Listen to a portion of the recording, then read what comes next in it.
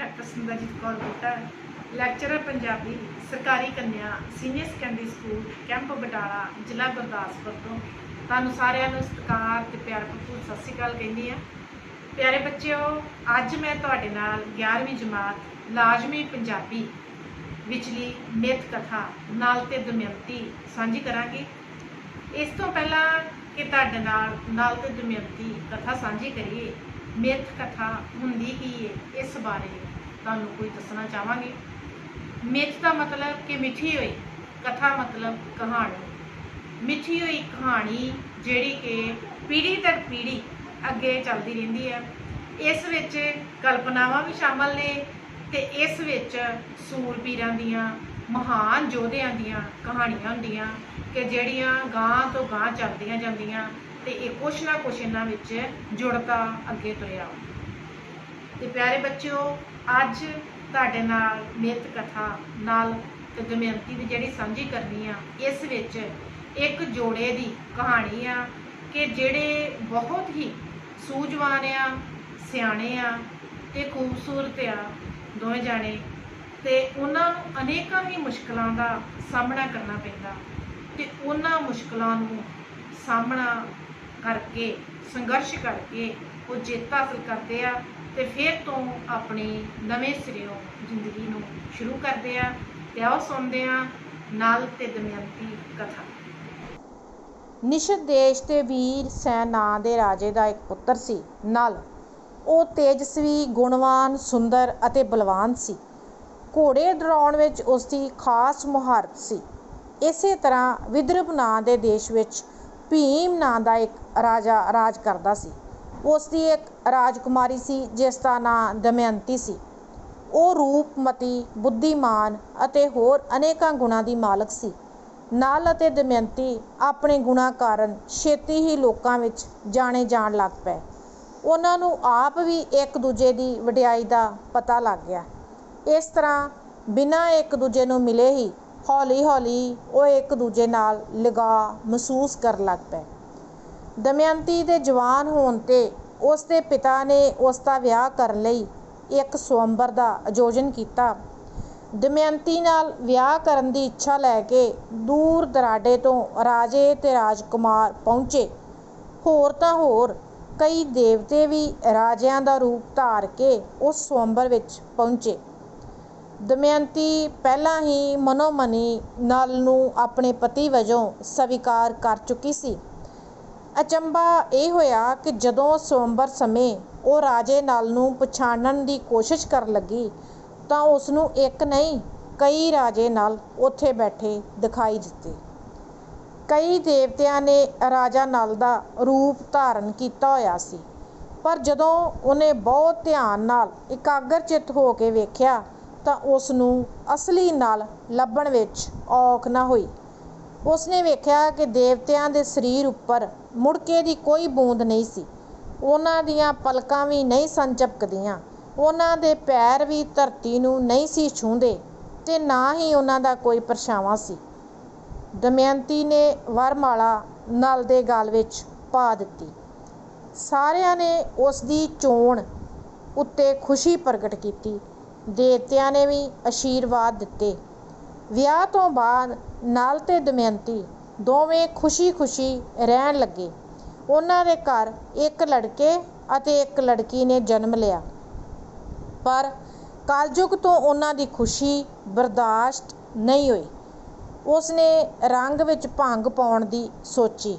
ਉਸਨੇ ਕਿਹਾ ਕਿ ਮੈਂ ਨਲ ਦੇ ਅੰਦਰ ਨਿਵਾਸ ਕਰਾਂਗਾ ਅਤੇ ਆਪਣੀ ਚਾਲ ਚੱਲ ਕੇ ਉਸ ਨੂੰ ਰਾਜ ਭਾਗ ਤੋਂ ਵਾਂਝਾ ਕਰ ਦੇਵਾਂਗਾ। ਫਿਰ ਉਸ ਨੂੰ ਦਮਯੰਤੀ ਵੀ ਪਿਆਰ ਨਹੀਂ ਕਰ ਸਕੇਗੀ। ਸਮਾਂ ਪਾ ਕੇ ਰਾਜਾ ਨਲ ਦੇ ਮਨ 'ਤੇ ਜੂਆ ਖੇਡਣ ਦਾ ਭੂਤ ਸਵਾਰ ਹੋ ਗਿਆ। ਉਹ ਆਪਣੇ ਛੋਟੇ ਭਰਾ ਪੁਸ਼ਕਰ ਦੇ ਨਾਲ ਜੂਆ ਖੇਡਣ ਲੱਗ ਪਿਆ। ਕਲਯੁਗ ਦੇ ਪ੍ਰਭਾਵ ਸਦਕਾ ਨਲ ਜੂਏ ਵਿੱਚ ਹਾਰਦਾ ਹੀ ਚਲਾ ਗਿਆ ਤੇ ਪੁਸ਼ਕਰ ਜਿੱਤਦਾ ਹੀ ਚਲਾ ਗਿਆ। ਜਦੋਂ ਦਮਯੰਤੀ ਨੂੰ ਇਸ ਭਾਣੇ ਦਾ ਪਤਾ ਲੱਗਾ ਤਾਂ ਉਸਨੇ ਨਲ ਨੂੰ ਹੋਰ ਜੂਆ ਖੇਡਣ ਤੋਂ ਰੋਕਣ ਦੀ ਕੋਸ਼ਿਸ਼ ਕੀਤੀ, ਪਰ ਨਲ ਦੇ ਮਨ ਦੀ ਹਾਲਤ ਅਜਿਹੀ ਸੀ ਕਿ ਉਹ ਇਸ ਸਮੇਂ ਕਿਸੇ ਚੰਗੀ ਸਲਾਹ ਨੂੰ ਸੁਣ ਹੀ ਨਹੀਂ ਸੀ ਰਿਹਾ। ਦਮਯੰਤੀ ਦੇ ਆਉਣ ਵਾਲੇ ਮਾੜੇ ਸਮੇਂ ਦਾ ਅਨੁਮਾਨ ਕਰਕੇ ਆਪਣੇ ਦੋਵੇਂ ਬੱਚਿਆਂ ਨੂੰ ਆਪਣੇ ਪਿਤਾ ਕੋਲ ਭੇਜ ਦਿੱਤਾ। ਹੁਣ ਨਲ ਆਪਣਾ ਸਭ ਕੁਝ ਜੂਏ ਵਿੱਚ ਹਾਰ ਚੁੱਕਾ ਸੀ। ਬਸ ਉਹ ਆਪ ਸੀ ਅਤੇ ਇੱਕ ਦਮਯੰਤੀ ਸੀ।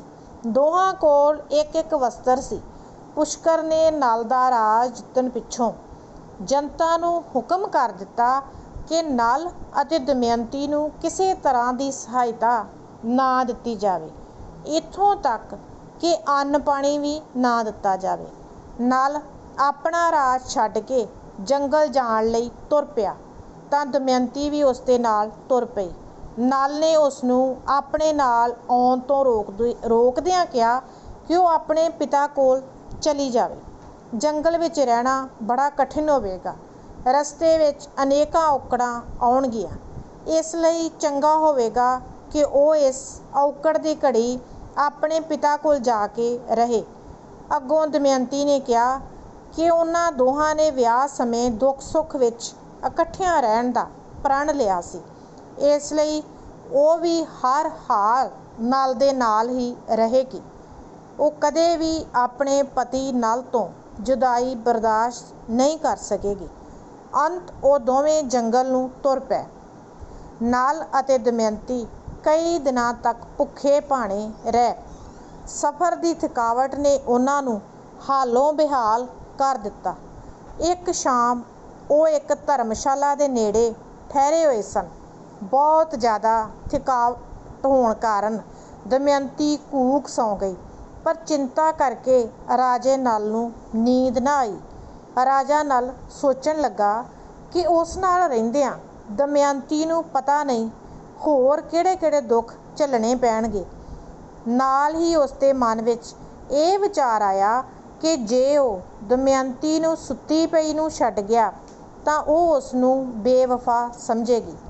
ਕਾਫੀ ਸੋਚ ਵਿਚਾਰ ਕਰਨ ਤੋਂ ਪਿੱਛੋਂ ਦਮਯੰਤੀ ਨੂੰ ਉਹ ਸੁੱਤੀ ਪਈ ਛੱਡ ਕੇ ਇਕੱਲਾ ਤੁਰ ਜਾਣਾ ਆਪਣੇ ਆਪ ਵਿੱਚ ਉਹਨੇ ਬਿਹਤਰ ਸਮਝਿਆ। ਸਵੇਰ ਹੋਣ 'ਤੇ ਜਦੋਂ ਦਮਯੰਤੀ ਦੀ ਜਾਗ ਖੁੱਲ੍ਹੀ ਤਾਂ ਆਪਣੇ ਨਾਲ ਰਾਜਾ ਨਲ ਨੂੰ ਨਾ ਵੇਖ ਕੇ ਉਸ ਦਾ ਮਨ ਤਰਾਟ ਤਰਾਟ ਹੋ ਗਿਆ।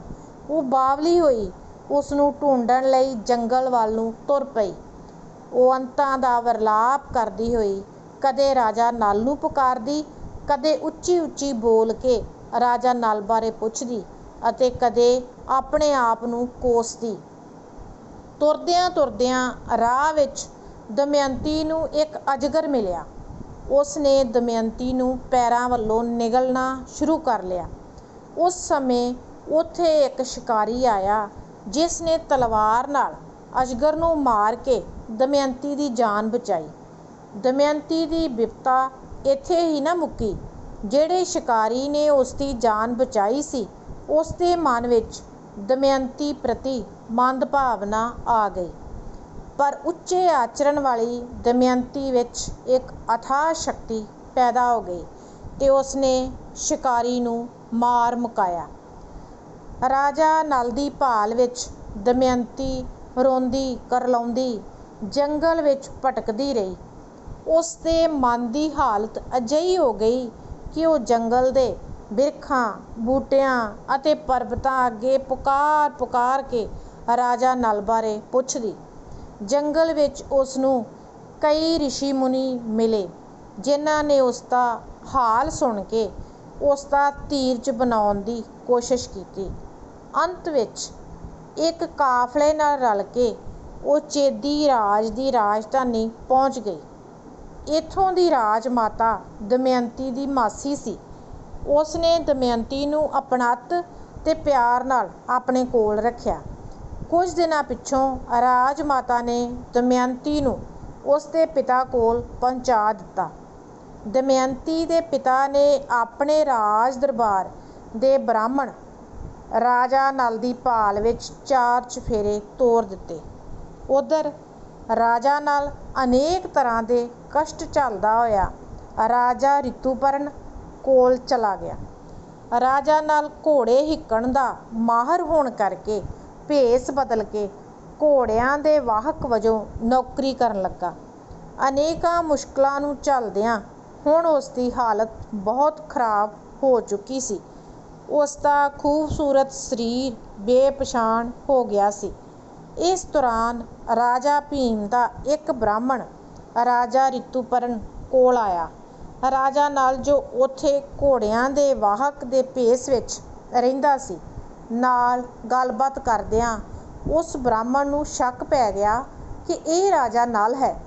ਉਸਨੇ ਵਾਪਸ ਜਾ ਕੇ ਉਸ ਦਾ ਹੁਲੀਆ ਦਮਯੰਤੀ ਨੂੰ ਦੱਸ ਦਿੱਤਾ। ਦਮਯੰਤੀ ਨੇ ਰਾਜਾ ਨਲ ਨੂੰ ਮੁੜ ਮਿਲਣ ਲਈ ਉਸ ਦੇ ਰਾਜਾ ਨਲ ਹੋਣ ਬਾਰੇ ਪੂਰੀ ਤਸੱਲੀ ਕਰਨ ਲਈ ਸਵੰਬਰ ਦਾ ਐਲਾਨ ਕੀਤਾ। ਇਸ ਸਵੰਬਰ ਵਿੱਚ ਪਹੁੰਚਣ ਲਈ ਕੇਵਲ ਇੱਕ ਦਿਨ ਦਾ ਸਮਾਂ ਦਿੱਤਾ ਗਿਆ ਸੀ।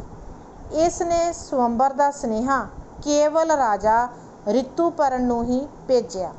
ਰਿਤੂਪਰਨ ਬੜਾ ਹੈਰਾਨ ਹੋਇਆ, ਕਿਉਂਕਿ ਸਵੰਬਰ ਵਿੱਚ ਪਹੁੰਚਣ ਲਈ ਸਮਾਂ ਤਾਂ ਇੱਕ ਦਿਨ ਦਾ ਹੀ ਸੀ। ਰਾਜਾ ਨਲ ਨੇ ਰਿਤੂਪਰਨ ਨੂੰ ਕਿਹਾ ਕਿ ਉਹ ਫਿਕਰ ਨਾ ਕਰੇ, ਉਹ ਰਿਤੂਪਰਨ ਨੂੰ ਸਵੰਬਰ ਵਿੱਚ ਠੀਕ ਸਮੇਂ ਪਹੁੰਚਾ ਦੇਵੇਗਾ। ਅਸਲ ਵਿੱਚ ਦਮਯੰਤੀ ਨੇ ਇੱਕ ਸਵੰਬਰ ਰਾਜਾ ਨਲ ਦੀ ਪਛਾਣ ਕਰਨ ਲਈ ਹੀ ਰੱਖਿਆ ਸੀ। ਦਮਯੰਤੀ ਨੂੰ ਭਰੋਸਾ ਸੀ ਕਿ ਰਾਜਾ ਨਲ ਹੀ ਇੰਨੇ ਥੋੜ੍ਹੇ ਸਮੇਂ ਵਿੱਚ ਇੰਨੀ ਦੂਰ ਘੋੜਿਆਂ ਨੂੰ ਭਜਾ ਕੇ ਲਿਆ ਸਕਦਾ ਹੈ। ਜਦੋਂ ਰਿਤੂਪਰਨ ਨੇ ਨਲ ਨੂੰ ਇਤਨੀ ਤੇਜ਼ ਘੋੜੇ ਦੌੜਾਉਂਦੇ ਵੇਖਿਆ ਤਾਂ ਉਹ ਉਸ ਤੋਂ ਬਹੁਤ ਪ੍ਰਭਾਵਿਤ ਹੋਇਆ। ਉਸਨੇ ਨਲ ਨੂੰ ਕਿਹਾ ਕਿ ਉਹ ਘੋੜੇ ਦੌੜਾਉਣ ਦੀ ਕਲਾ ਉਸ ਨੂੰ ਸਿਖਾ ਦੇਵੇ। ਇਸ ਦੇ ਬਦਲੇ ਵਿੱਚ ਉਹ ਰਾਜਾ ਨਲ ਨੂੰ ਜੂਆ ਖੇਡਣ ਦੀ ਕਲਾ ਸਿਖਾਵੇਗਾ। ਰਿਤੂਪਰਨ ਜੂਆ ਖੇਡਣ ਵਿੱਚ ਬਹੁਤ ਮਾਹਰ ਸੀ। ਰਿਤੂਪਰਨ ਨੇ ਰਾਜਾ ਨਲ ਨੂੰ ਜੂਏ ਦੇ ਗੁਰ ਦੱਸੇ ਅਤੇ ਨਲ ਨੇ ਉਸ ਨੂੰ ਘੋੜੇ ਦੌੜਾਉਣ ਦਾ ਭੇਦ ਦੱਸਿਆ। ਅਖੀਰ ਸਮੇਂ ਸਿਰ ਰਿਤੂਪਰਨ ਅਤੇ ਰਾਜਾ ਨਲ, ਜੋ ਉਸ ਵੇਲੇ ਵਾਹਕ ਦੇ ਰੂਪ ਵਿੱਚ ਸੀ, ਰਾਜਾ ਭੀਮ ਦੀ ਨਗਰੀ ਪੁੱਜ ਗਏ। ਉੱਥੇ ਰਾਜਾ ਨਲ ਨੂੰ ਕੋਈ ਪਛਾਣ ਨਾ ਸਕਿਆ। ਇੱਥੇ ਦਮਯੰਤੀ ਨੇ ਇੱਕ ਦਾਸੀ ਰਾਹੀਂ ਰਾਜਾ ਨਲ ਨਾਲ ਸੰਪਰਕ ਕੀਤਾ। ਰਾਜਾ ਨਲ ਦਮਯੰਤੀ ਦੇ ਸਵੰਬਰ ਰਚਣ 'ਤੇ ਬੜਾ ਦੁਖੀ ਸੀ, ਪਰ ਜਦੋਂ ਉਸ ਨੂੰ ਇਹ ਪਤਾ ਲੱਗਾ ਕਿ ਦਮਯੰਤੀ ਨੇ ਸਾਰੀ ਯੋਜਨਾ ਉਸ ਨੂੰ ਲੱਭਣ ਲਈ ਹੀ ਬਣਾਈ ਸੀ ਤਾਂ ਉਸ ਦੇ ਸ਼ੱਕ ਦੂਰ ਹੋ ਗਏ। ਰਾਜਾ ਨਲ ਦੇ ਦਮਯੰਤੀ ਅਤੇ ਬੱਚਿਆਂ ਨਾਲ ਪੁਨਰ ਮੇਲ ਹੋਣ 'ਤੇ ਸਾਰੇ ਬੜੇ ਖੁਸ਼ ਹੋਏ। ਇਸ ਖੁਸ਼ੀ ਵਿੱਚ ਰਾਜਾ ਭੀਮ ਨੇ ਕਈ ਸਮਾਗਮ ਕੀਤੇ। ਕੁਝ ਸਮੇਂ ਪਿੱਛੋਂ ਰਾਜਾ ਨਲ ਆਪਣੇ ਭਰਾ ਪੁਸ਼ਕਰ ਕੋਲ ਗਿਆ ਅਤੇ ਉਸ ਨੂੰ ਮੁੜ ਜੂਆ ਖੇਡਣ ਲਈ ਵੰਗਾਰਿਆ। ਜੂਏ ਦੀ ਨਵੀਂ ਸਿੱਖੀ ਕਲਾ ਕਾਰਨ ਉਸ ਨੇ ਪੁਸ਼ਕਰ ਤੋਂ ਨਾ ਕੇਵਲ ਆਪਣਾ ਹਾਰਿਆ ਹੋਇਆ ਰਾਜ ਭਾਗ ਮੁੜ ਜਿੱਤ ਲਿਆ, ਸਗੋਂ ਪੁਸ਼ਕਰ ਦਾ ਵੀ ਸਾਰਾ ਰਾਜ ਹਾਸਲ ਕਰ ਲਿਆ। ਪਰ ਰਾਜਾ ਨਲ ਪੁਸ਼ਕਰ ਵਾਂਗ ਦੁਸ਼ਟ ਨਹੀਂ ਸੀ। ਉਸ ਨੇ ਸੱਜਣਤਾ ਦਿਖਾਉਂਦੇ ਹੋਏ ਪੁਸ਼ਕਰ ਨੂੰ ਉਸ ਦਾ ਰਾਜ ਵਾਪਸ ਕਰ ਦਿੱਤਾ। ਇਸ ਪਿੱਛੋਂ ਸਾਰੇ ਖੁਸ਼ੀ-ਖੁਸ਼ੀ ਰਹਿਣ ਲੱਗ ਪਏ। ਦਮਯੰਤੀ ਤੇ ਨਲ ਦਾ ਆਪਸੀ ਪਿਆਰ ਇੰਨੇ ਦੁੱਖਾਂ ਕਸ਼ਟਾਂ ਵਿੱਚੋਂ ਲੰਘ ਕੇ ਸਗੋਂ ਹੋਰ ਵੀ ਵੱਧ ਗਿਆ। ਪਿਆਰੇ ਬੱਚਿਓ, ਇਹ ਕਥਾ ਨਲ ਤੇ ਦਮਯੰਤੀ ਦੀ ਤੁਹਾਨੂੰ ਸੁਣਾਈ। ਆਸ ਹੈ ਕਿ ਤੁਹਾਨੂੰ ਬੜੀ ਵਧੀਆ ਤਰੀਕੇ ਨਾਲ ਸਮਝ ਲੱਗੀ ਹੋਵੇਗੀ। ਹੁਣ ਇਸ ਦੇ ਪਿੱਛੇ ਕਿਤਾਬ ਦੇ ਵਿੱਚ ਜਿਹੜੇ ਪ੍ਰਸ਼ਨ ਉੱਤਰ ਦਿੱਤੇ ਆ ਉਹ ਆਪਾਂ ਤੁਹਾਡੇ ਨਾਲ ਸਾਂਝੇ ਕਰਾਂਗੇ, ਪਰ ਇਸ ਤੋਂ ਪਹਿਲਾਂ ਛੋਟੇ ਜਿਹੜੇ ਵਸਤੂਨਿਸ਼ਟ ਪ੍ਰਸ਼ਨ ਤੁਹਾਨੂੰ ਆਉਣੇ ਆ, ਪਹਿਲਾਂ ਉਹ ਵੇਖੀਏ। ਵੇਖੋ, ਪਹਿਲਾ ਪ੍ਰਸ਼ਨ ਕੀ ਆ ਕਿ ਨਲ ਤੇ ਦਮਯੰਤੀ ਕਿਸ ਵੰਨਗੀ ਦੀ ਕਹਾਣੀ ਹੈ। ਤੁਹਾਨੂੰ ਬਹੁਤੇ ਉੱਤਰ ਦਿੱਤੇ ਹੋਣਗੇ, ਉਹਨਾਂ ਵਿੱਚੋਂ ਇੱਕ ਉੱਤਰ ਤੁਸੀਂ ਚੁਣਨਾ। ਪਰੀ ਕਥਾ ਵਾ, ਪਸ਼ੂ ਕਥਾ ਵਾ, ਨੀਤੀ ਕਥਾ ਵਾ ਕਿ ਮਿੱਥ ਕਥਾ ਵਾ। ਇਹ ਕੀ ਆ? ਮਿੱਥ ਕਥਾ। ਵੀਰ ਸੈਨ ਕਿਸ ਦੇਸ਼ ਦਾ ਰਾਜਾ ਸੀ?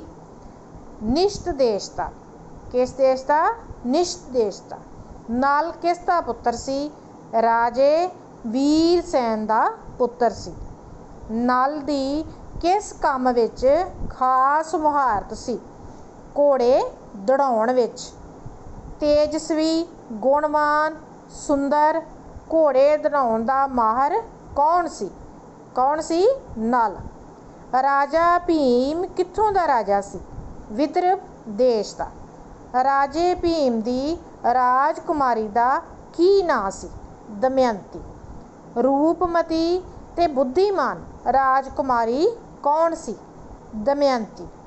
ਦਮਯੰਤੀ ਦੇ ਵਿਆਹ ਲਈ ਰਾਜੇ ਨੇ ਕਿਸ ਸਮਾਗਮ ਦਾ ਆਯੋਜਨ ਕੀਤਾ? ਸਵੰਬਰ ਦਾ। ਦਮਯੰਤੀ ਦੇ ਸਵੰਬਰ ਵਿੱਚ ਕੌਣ ਸ਼ਾਮਲ ਹੋਏ? ਰਾਜੇ, ਰਾਜਕੁਮਾਰ ਤੇ ਦੇਵਤੇ। ਦਮਯੰਤੀ ਮਨ ਵਿੱਚ ਕਿਸ ਨੂੰ ਆਪਣਾ ਪਤੀ ਸਵੀਕਾਰ ਕਰ ਚੁੱਕੀ ਸੀ? ਕੌਣ ਸੀ? ਨਲ। ਅਗਲਾ ਪ੍ਰਸ਼ਨ ਵੇਖੋ, ਕਈ ਦੇਵਤਿਆਂ ਨੇ ਕਿਸ ਦਾ ਰੂਪ ਧਾਰਿਆ ਹੋਇਆ ਸੀ? ਸਵੰਬਰ ਵਿੱਚ ਜਦੋਂ ਆਏ ਕਈ ਦੇਵਤੇ ਤੇ ਉਹ ਕਿਹਦਾ ਰੂਪ ਧਾਰਨ ਕਰਕੇ ਆਏ? ਨਲ ਦਾ। ਕਿਉਂਕਿ ਜਿਹੜੀ ਦਮਯੰਤੀ ਸੀ ਅੰਦਰੋਂ ਨਲ ਨੂੰ ਆਪਣਾ ਪਤੀ ਬਣਾ ਚੁੱਕੀ ਸੀ ਤੇ ਦੇਵਤੇ ਇਸ ਗੱਲ ਨੂੰ ਜਾਣਦੇ ਸੀ, ਇਸ ਕਰਕੇ ਉਹਨਾਂ ਨੇ ਨਲ ਦਾ ਹੀ ਰੂਪ ਸਾਰਿਆਂ ਨੇ ਧਾਰਨ ਕਰ ਲਿਆ।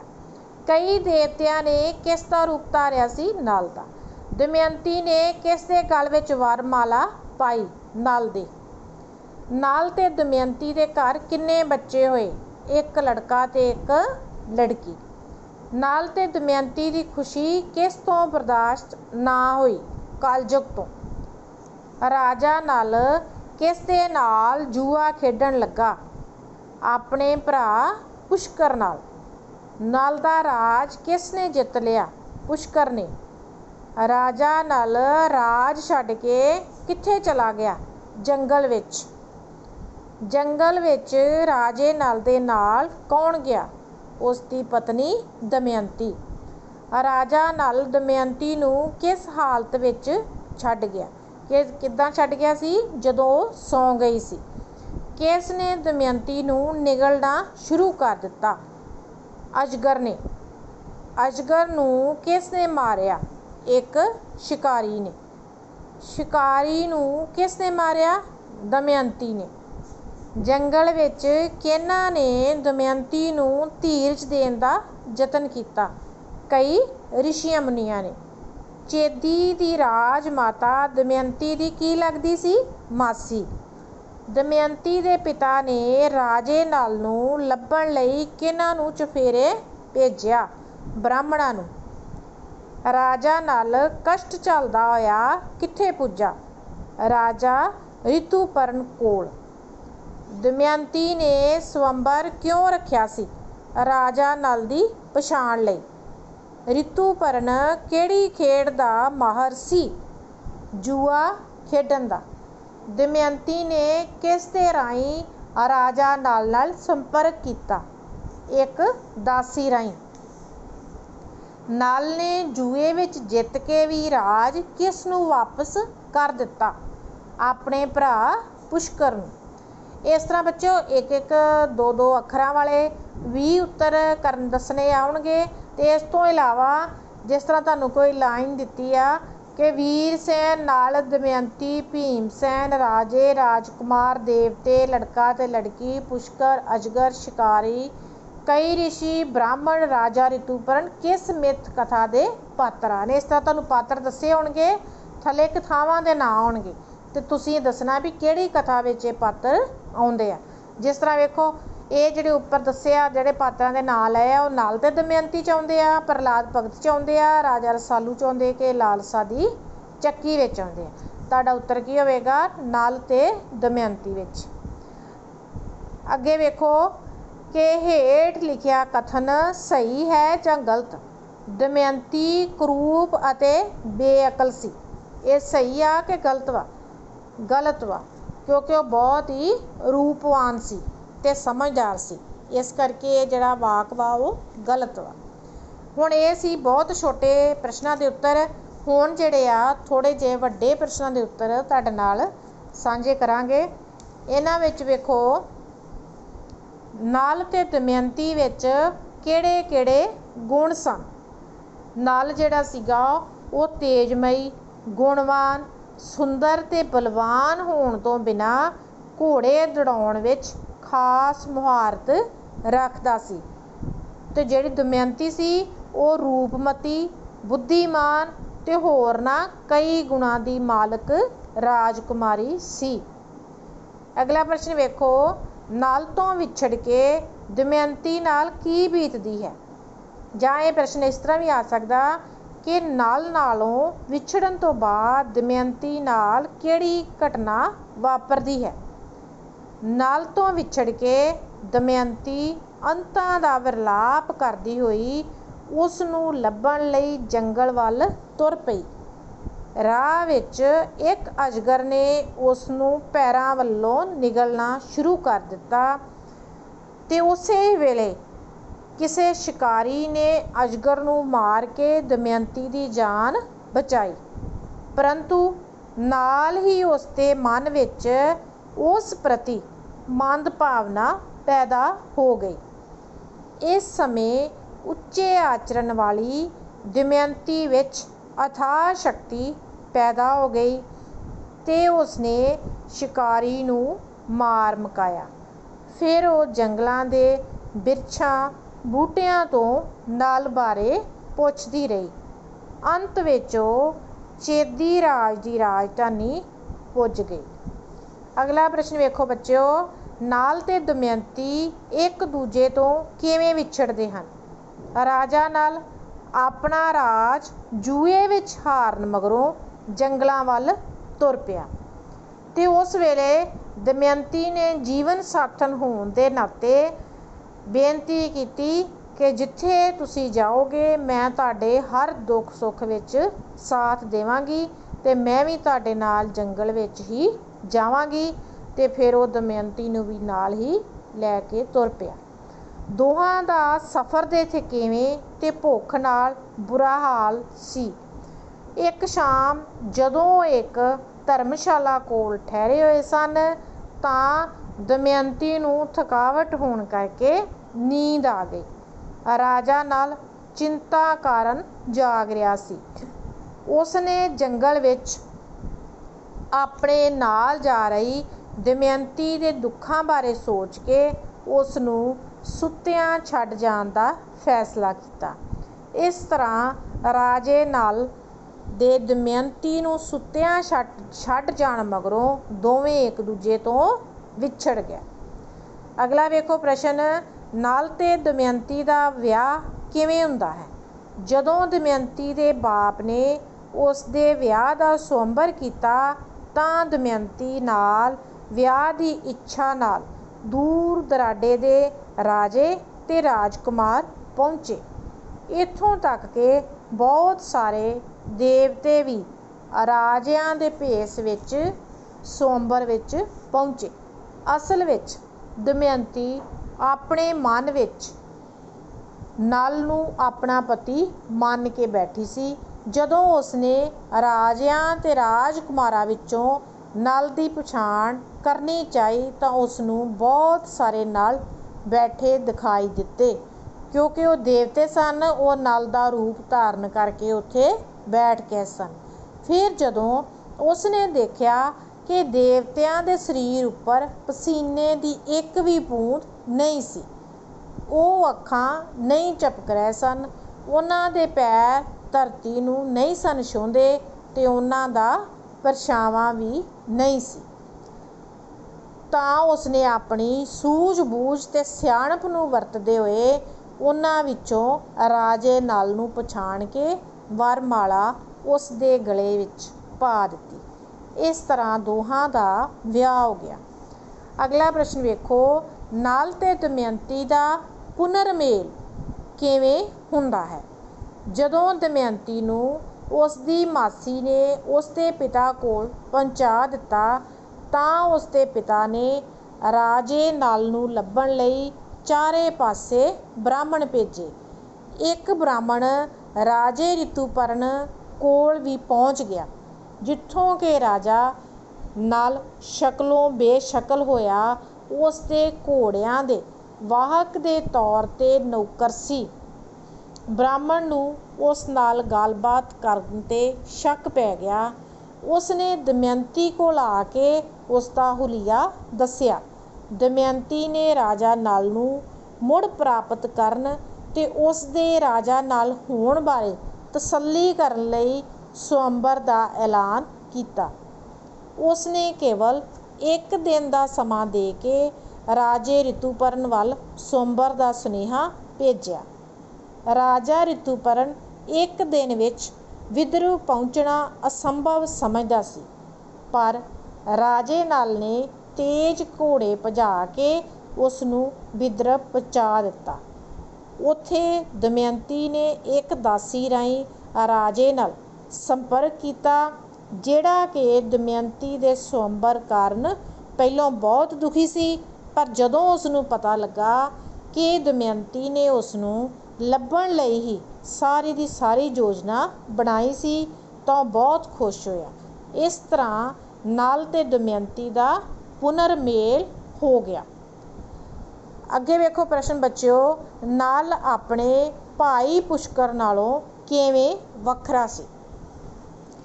ਨਲ ਨੇ ਰਾਜਾ ਜਿਹੜਾ ਸੀਗਾ ਉਹਦੇ ਕੋਲੋਂ ਰਿਤੂਪਰਨ ਜਿਹੜਾ ਰਾਜੇ ਦਾ ਨਾਂ ਸੀ, ਉਹਦੇ ਕੋਲੋਂ ਜਦੋਂ ਉਹਨੂੰ ਘੋੜੇ ਦੌੜਾਉਣ ਦੀ ਜਿਹੜੀ ਜਾਚ ਸੀ ਸਿਖਾਈ ਸੀ, ਉਸ ਵੇਲੇ ਰਿਤੂਪਰਨ ਕੋਲੋਂ ਉਸ ਨੇ ਜੂਆ ਖੇਡਣ ਦੀ ਨਵੀਂ ਤਕਨੀਕ ਸਿੱਖ ਲਈ ਸੀ। ਜਦੋਂ ਉਹ ਦਮਯੰਤੀ ਦੇ ਨਾਲ ਮਿਲ ਗਿਆ, ਉਹਨੂੰ ਦਮਯੰਤੀ ਮਿਲ ਗਈ ਤਾਂ ਉਸ ਨੇ ਆਪਣੇ ਭਰਾ ਪੁਸ਼ਕਰ ਨੂੰ ਫਿਰ ਤੋਂ ਜੂਆ ਖੇਡਣ ਲਈ ਵੰਗਾਰਿਆ। ਪੁਸ਼ਕਰ ਨੂੰ ਬੜਾ ਮਾਣ ਸੀ ਆਪਣਾ ਜੂਆ ਖੇਡਣ 'ਤੇ। ਉਸ ਨੇ ਹਾਮੀ ਭਰ ਦਿੱਤੀ ਤਾਂ ਦੋਵਾਂ ਨੇ ਜੂਆ ਖੇਡਿਆ ਤੇ ਇਸ ਵੇਲੇ ਰਾਜਾ ਨਲ ਜਿਹੜਾ ਸੀ ਉਹ ਜਿੱਤ ਗਿਆ। ਉਸ ਨੇ ਆਪਣਾ ਰਾਜ ਉਹਦੇ ਕੋਲ ਵਾਪਸ ਲੈ ਲਿਆ ਤੇ ਪੁਸ਼ਕਰ ਦਾ ਰਾਜ ਵੀ ਉਹ ਜਿੱਤ ਗਿਆ। ਪਰ ਉਸ ਦੇ ਵਿੱਚ ਬਹੁਤ ਹੀ ਦਇਆ ਭਾਵ ਤੇ ਇੱਕ ਸੱਜਣ ਪੁਰਸ਼ ਸੀ ਨਲ। ਉਸ ਨੇ ਆਪਣੇ ਭਰਾ ਪੁਸ਼ਕਰ ਨੂੰ ਉਸ ਦਾ ਰਾਜ ਭਾਗ ਵਾਪਸ ਦੇ ਦਿੱਤਾ। ਉਹ ਵੀ ਸੁਖੀ ਵਸਣ ਲੱਗਾ ਤੇ ਜਿਹੜਾ ਰਾਜਾ ਨਲ ਸੀ ਉਹ ਵੀ ਆਪਣੀ ਜ਼ਿੰਦਗੀ ਨੂੰ ਵਧੀਆ ਤਰੀਕੇ ਨਾਲ ਖੁਸ਼ਹਾਲੀ ਦੇ ਨਾਲ ਰਹਿਣ ਲੱਗ ਪਿਆ ਤੇ ਵਸਣ ਲੱਗ ਪਿਆ।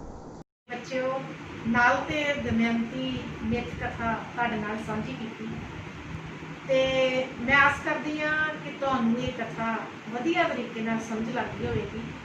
ਜਦੋਂ ਵੀ ਕੋਈ ਕਹਾਣੀ ਹੋਵੇ, ਕਥਾ ਹੋਵੇ, ਕਵਿਤਾ ਹੋਵੇ, ਜੇਕਰ ਅਸੀਂ ਉਸ ਨੂੰ ਪੂਰਨ ਰੂਪ ਵਿੱਚ ਸਮਝ ਲਈਏ ਤਾਂ ਫਿਰ ਉਹਦੇ ਜਿਹੜੇ ਆ ਪ੍ਰਸ਼ਨਾਂ ਦੇ ਉੱਤਰ ਲੱਭਣ ਵਿੱਚ ਕੋਈ ਮੁਸ਼ਕਲ ਨਹੀਂ ਆਉਂਦੀ।